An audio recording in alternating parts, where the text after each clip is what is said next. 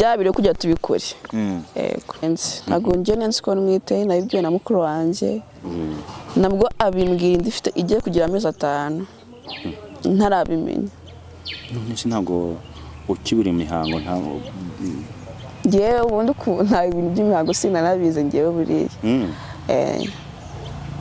nuko kera na ngewe nensi ko ndi umuntu utabyara tu biba ngombwa ko njya kwisiya kujya ndebe biranjyanye byabaye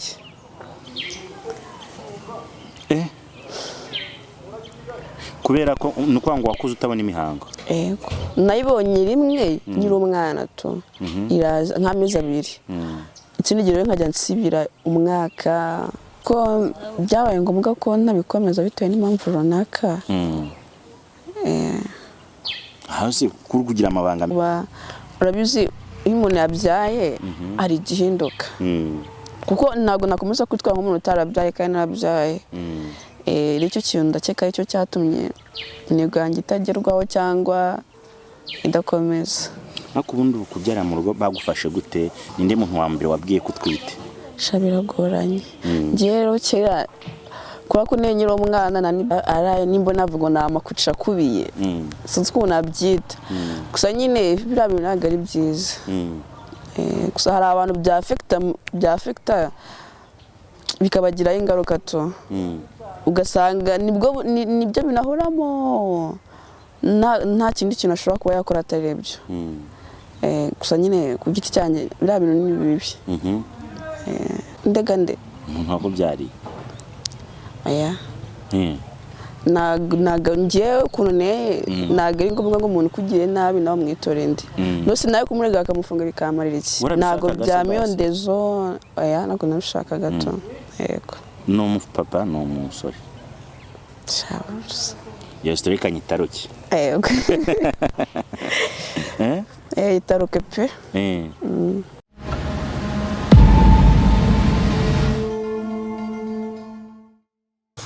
tumaze iminsi dufite ikirere kirimo izuba ryinshi ariko noneho hari akabeho niyo mpamvu n'umukobwa nakiriye yambaye umupira muri neza yego Yesu ashimwe ahimbazwe twiyunge ntacyo bitwaye twashwanye twiyunge naribi aho aricyo duheraho oya cyo cyaba secret ku ruhande rwacu hoya ninde urasaba imbabazi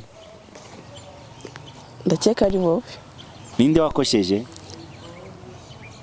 ni wowe n'ubundi uzi ko mfite umu ex witwa Ariane nabyo ndamufite witwa Ariane twakundaniye hano twahasohokanye kenshi cyane tugikundana ubwo byahuriranye Ariane umeze neza naribi bakwita banyita Ariane Uwanege Ariane Uwanege ko nta Nyarwanda ririmo kandi ririmo Uwanege ntabwo byumva se Ariya uri umwana wa kangahe Sundo umwana wa kabiri kuri mama na papa aka kantu muri ko challenge ufite abandi bantu batari kuri mama na papa oya nabo twese turabahoje yego okay tugiye kwa tuganira byinshi by'umwihariko ndashaka tugaruka kuri topic kuvuga ngo abakobwa bakora mu kabari ubona bafatwa gute ukurikije n'indi mirimo yo hanze so akenshi abakobwa bo mu kabari abantu baza bagana aho tuba turi nyine to akenshi badufata nk'aho tuba twigurisha cyangwa bakadufata nk'indaya nuko badufata to ubona ubuzima se bwo mu kabari bufite assurance bufite ari ahantu umuntu yakomeza agakora kujya yazage ariko n'ubundi kuki tutabona umuntu imyaka 30 40 kuzamura akora mu kabari aho biragoye kubera ko mu kabari akuramo abantu basa nk'abadakuze cyane kuko aribo bakurura abakire aho bivuze neza kuko aribo bakurura abakire kuko ntabwo haba bakuramo umukecuru wowe nk'umusore nguze kwangura umukecuru agusareve ntabwo bishoboka yego ubaka akazi umuzaga akora imyaka ingahe kuri njye ntabwo kari permanent nzahindura n'akandi yego ugehe ngehe mu buzima busanzwe Ariane wize ibiki? njye nize MPC. Hehe bamamarize nize kuri muze ya kabiri abantu bakunda kwita kuri Ezire mu kigo cy'abayisilamu. hano ibyo bintu ndabikatinga niba ari hari sinamasubiramo ndabikuramo kubera ko nta mafaranga bampaye ni privé. Twikomereze inzozi zawe ko ari kuzavamo umuntu umeze ute? So inzozi zanjye ngiye kuva kera numvaga nshaka kuzaba umuganga. Nubwo ubwenge bwabaye buke kamuga nyine ko bidakunda kumva we gusa nabikundaga. Kavukira ni hano muri Musanze? Ni muri Musanze. Kuki wahisemo kujya gukora mu kabari? So akenshi ntabwo dukora mu kabari kuko tuba tubishaka cyangwa kuko tuba tubikunze. Akenshi hajya hari ubuzima bubi cyangwa ariko akazi kabonetse kabona utakwicara kavuga ko gakora. Kuko akenshi akazi gakunda kubonekana ko mu kabari. Nibyo? Yego. Niye mpano wiyumvamo wakuze wumvuza nyuma yo kuvuga uzaba umuganga? Ngiye undi ako nakazi ikintu na mano niyumvamo undi na nizimo. Ni mano yo gukina filime cyangwa gukina comedy. Hari aho ugeze kubikora? Ari nabo banshatse mu bikora ariko kuko ndi kwishore mu rugo ntibabikunda ndabikatira. Kuri ubu ngubu nta andi makuru mfite ko bisaba igitambo. Ndabizi ko bisaba igitambo. Kuri ubu ngubu ari n'ahandi babinsabye tu. Bansaba ko ngomba gutanga akavideo ndi kwakitinga ndi kurira ndi kwakitinga nk'umukobwa wabyariye iwabo. Gusa nyine hari ukundi kuntu byagenze ku ruhande. Uvuze kuri icyo kintu nk'umukobwa wabyariye iwabo nawe ufite umwana? Yego ndamufite. Ufite imyaka ingahe? Umwana ufite imyaka 2. Ushabya nganiki kumara nawe uruhinja? Nefite 18. Kutamurezeye? Ndega nde? Umuntu wakubyariye? Aya. Ngiye ukuntu ntabwo ari ngombwa ngo umuntu ukugire nabi nawe mwitore ndi. Nose nawe kumurega akamufunga bikamarira iki? Ntabwo byamiyondezo. Aya ntabwo nabishaka gato. Yego. No umupapa no umusore? Iyo story kanyitaruki? Yego. Itaruke pe. Ariya ubona urubyiruko dufite muri iyi generation dufite urubona gute?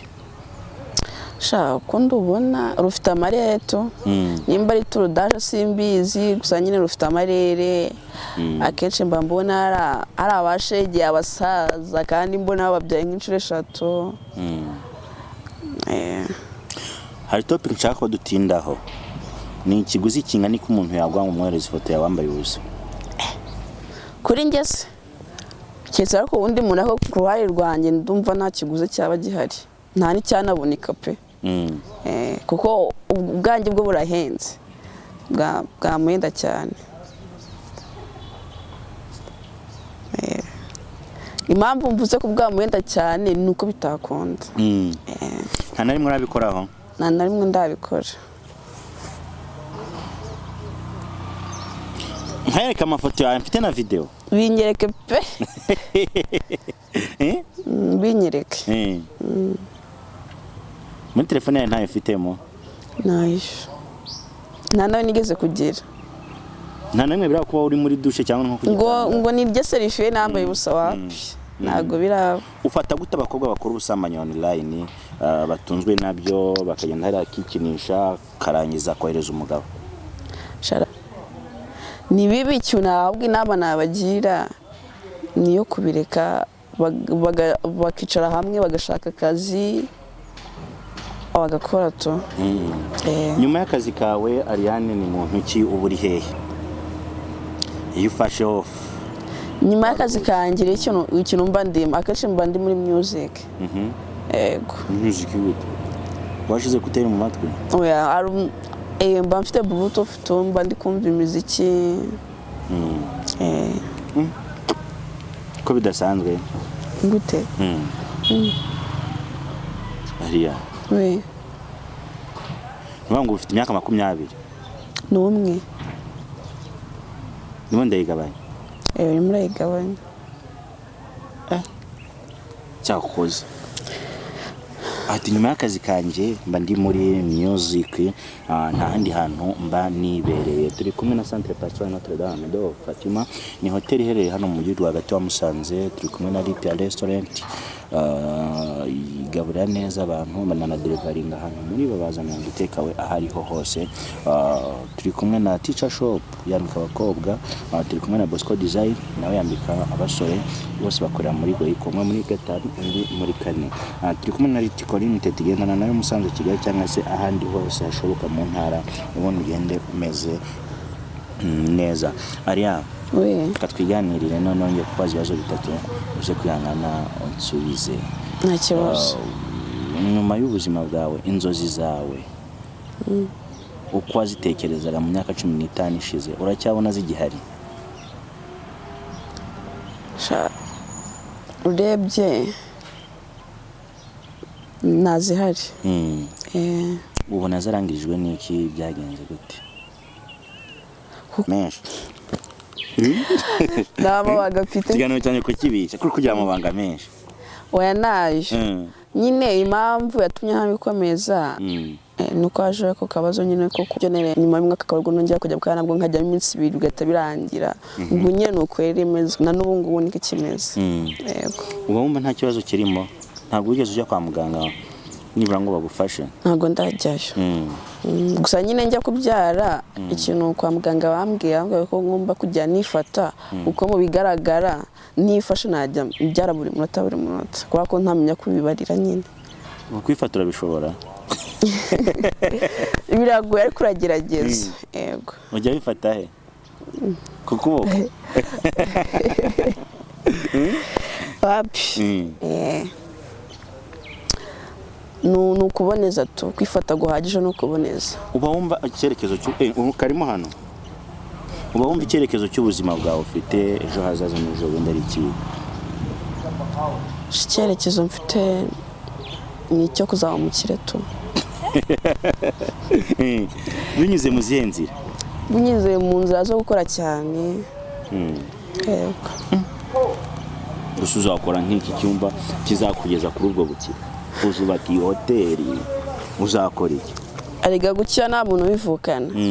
Bisaba gukora cyane. Iyo ukoze cyane ukanazigama, ubundi ubuzima budafite intego nta kintu bugeraho.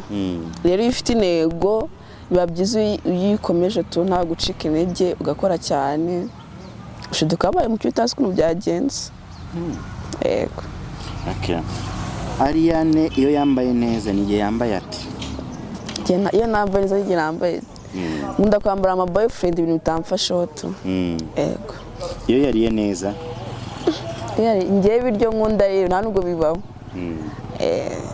Kura ko ukuntu akuze ngiye bira kuntu umubebe avuga ngo ndi ifiriti, nkunda macaroni, ibintu nk'ibyo ngiye nanga ibyo nkunda. Ubundi iyo nariye neza ni igihe mba nariye umwumbati, nariye n'igihaza, icyo gihe mba nariye fresh.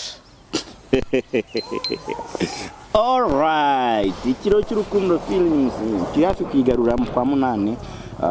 Mbararikiye kuzayikunda n'ubundi nkuko mwatweretse urukundo. Tuzatugana kuri finali, ni season ya nyuma tugiye kubereka, ubundi tukabaha indi filime twise Silent Killer.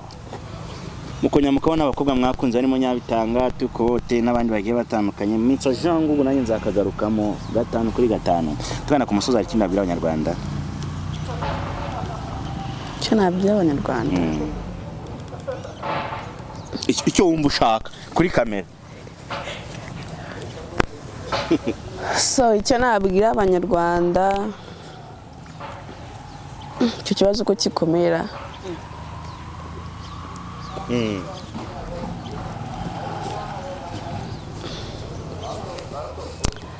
Ukabuza karakomera. Suhuriza boyfriend wawe. Tumvuge mu mazina? Shana namuvuga mu mazina tu. Ugeze kuri urwo rwego? Ndamukunda cyane. Cyane ariko. Gusa urabizi ko gukunda? Ndabizi. Ndabizi. Muherukana ryari?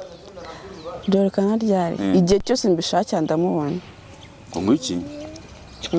ngo icyo kinyarwanda ntabwo cyumvishe ntabwo ucyumvishe nyine ntabwo tuba ahantu hamwe gusa nyine ikintu umukundira mu mwanya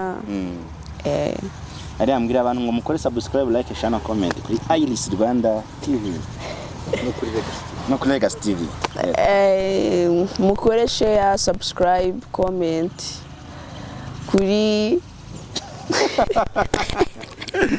Iris Rwanda TV ndetse na Legacy TV okay cyakoze biranyukuyemo nari neza birangiye nzikuyemo pe nibakatengerera dia warabatijwe yego mazi menshi cyane kwiye kisi umuntu abatizwa ko nyagakora icyaha uberuka gukora icyaha ryari ashize nk'amezi okay asante sana bless you